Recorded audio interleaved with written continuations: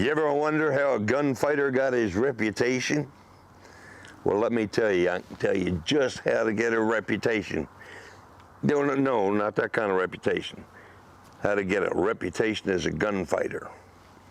The story goes this way.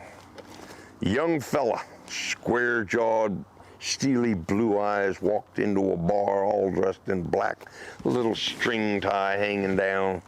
And he walked into that bar just as proddy as he could be, and he was looking to make himself a reputation.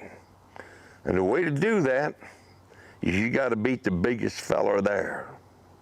And he looked around the bar and he found this big old farmer boy standing over by the bar drinking his sarsaparilla. And he called him out and he said, "Hey, big man."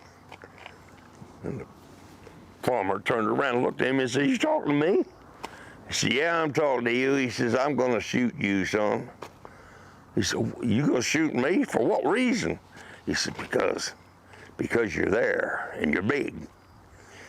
Now this old farm boy, he's standing there, he doesn't have a pistol to be seen, except he's got an old cap and ball pistol that's stuck down in his pocket there that he carried around for killing snakes and critters and such. And now he's got to deal with this little squirrel of a guy sitting down there. He said, now bear in mind that most of gunfighters in these days were manic depressives. Of course, if that's the way you made your living, then you'd probably be manic depressive too. But at any rate, he says, now big man, I want you to go for that gun, and then I'm going to shoot you. Well, that farmer looked at him, and he can think on his feet just as quick as this little squirrel of a gunfighter can. He says, how is it some little squirrel like you comes into this bar and calls out a man standing here as big as I am, minding my own business, and you, the little squirrel that you are, I gotta draw this gun and try and hit something as little as you are, and you're gonna draw that handmade pistol and put a bullet in something as big as I am? That don't seem fair somehow. Well, now that little gunfighter, he can think pretty quick too. And he went and he got himself a piece of chalk.